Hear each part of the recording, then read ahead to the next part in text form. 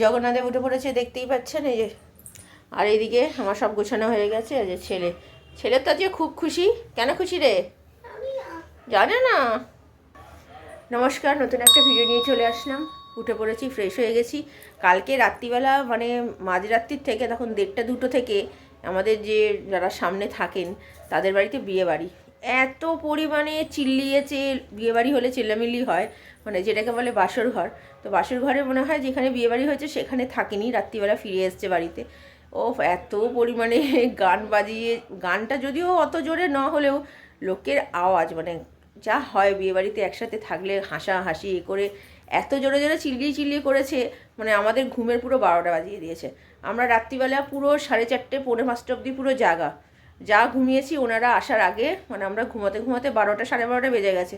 12:30 থেকে 1:30 জোর 1:45 অবধি ঘুমিয়েছি। তারপর থেকে পুরোপুরি 4:30 অবধি জাগা। আমার ছেলে পর্যন্ত ঘুম থেকে ভেঙে গেছে, ওর ঘুম থেকে উঠে গেছে।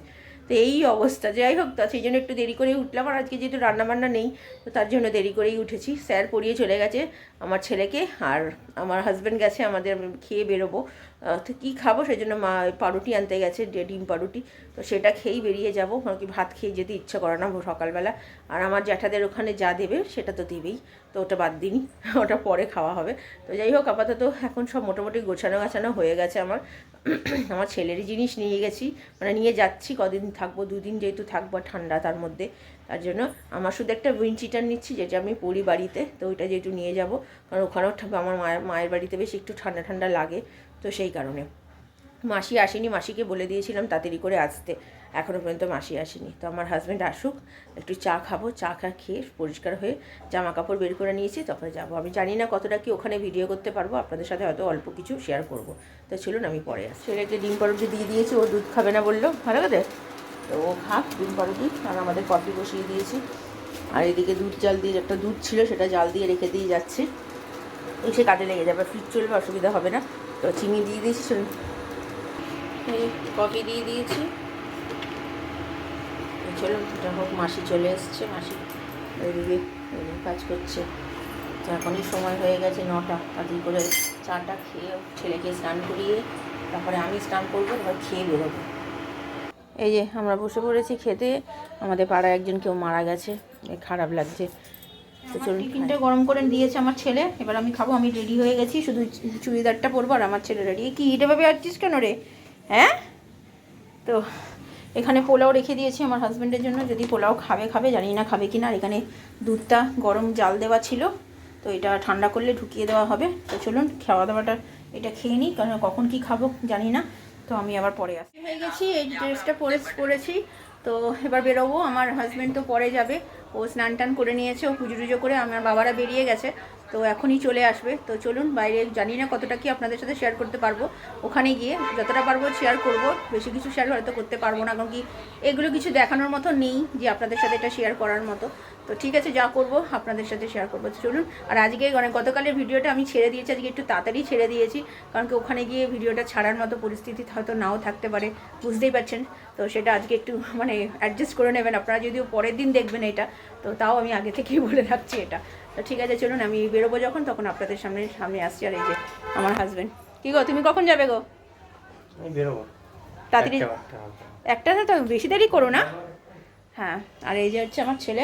এই মোবাইল নিয়ে বসে পড়েছিস? চ, মাস্কটা পর আর টুপিটা পর। তো চলুন আমি বেরোই এখন, যাই। আমার বাবারা এক্ষুনি চলে আসবে হয়তো, আমি পরে আবার আসছি। বেরোচ্ছি আমরা, আমার বাবা মারা এসে গেছে। তো এই সব নিয়ে নিয়েছি এগুলো। আর একটা আমার গেঞ্জি কিনেছি আমার ভাইয়ের জন্য। তো চলুন বেরোই, চলো চলো চলো চলো। এটা কি দেখছে, মন খারাপ হচ্ছে এখন নিজের বাড়ির জন্য। আসছি গো, তুমি তাড়াতাড়ি চলে যাও, দেরি করো না কিন্তু। তুমি ব্যাগটা ভারী হয়নি তো? হ্যাঁ হ্যাঁ হ্যাঁ,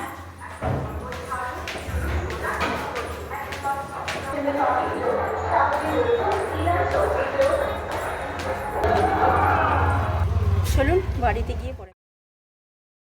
এই যে আমি গাড়িতে চলে এসেছি, আমি আর আমার ছেলে। আমার মাকে তো দেখতেই পাচ্ছেন, আর আমার সামনে আমার বাবা বসে। তো রওনা দিলাম এবার আমাদের মানে জেঠুর বাড়ি যাওয়ার জন্য। তো গাড়িতে বসে সব এইসব কথাই বলা হচ্ছিলো। আর রাস্তাঘাটে আজকে মোটামুটি ভিড় আছে, খুব একটা যে হালকা তা নয়, একটু জ্যামও পেয়েছি আমরা যাওয়ার সময়। তো আর এইদিকে আমাদের বেশ আজকে ঠান্ডা ঠান্ডা বলতে গেলে খুব যে আছে তা নয়, কিন্তু রাস্তাঘাটে আজকে মানে সকাল থেকে যা ওয়েদারটা করেছে পুরো মেঘলা, কোনো রোদ্দুরেরও আভা আমি দেখতে পাইনি। বেলার দিকে হয়তো একটু সামান্য আবহাওয়াটা একটুখানি রোদ্দুর দেখা দিল, তারপরে আর কোনো কিছু রোদ্দুর দেখার সিন নেই। এখানে গতকালের তুলনায় আজকে একটু ঠান্ডা ছিল, যেহেতু রোদ্দুরটা ঠিক মতো ওঠেনি তাই।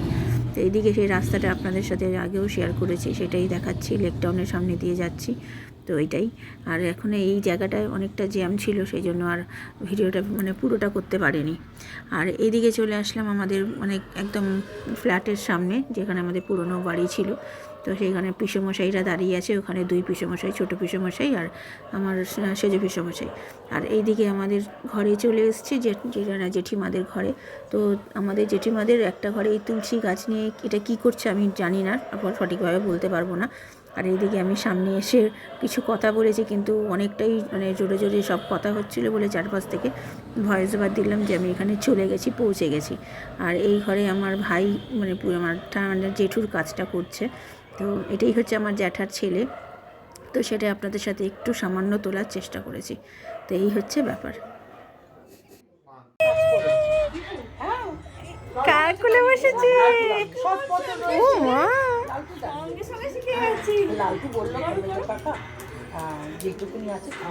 ভালো লাগছে নিয়ে। ছাদে এসে গেছি খেতে, তো খাবার দিয়েছে, খাবার আইটেম বেশ ভালোই করেছে। দেখতে পাচ্ছেন ধোকার তরকারি করেছে, পনিরের পাসিন্দা করেছে, তারপরে ছোলার ডাল করেছে, আর আলুর দম করেছে, আর কড়াইশুঁটির কচুরি। আর এইদিকে আমার বাবারাও তখনও খায়নি, বাবাকে আমি জোর করে বললাম বসে যাও, নাহলে তোমার তো শরীরটা ভালো না, যেহেতু ওষুধ চলে তাই। আর এইদিকে আমার আরেক পিসেমশাই আর তার মেয়ে চলে যাচ্ছে।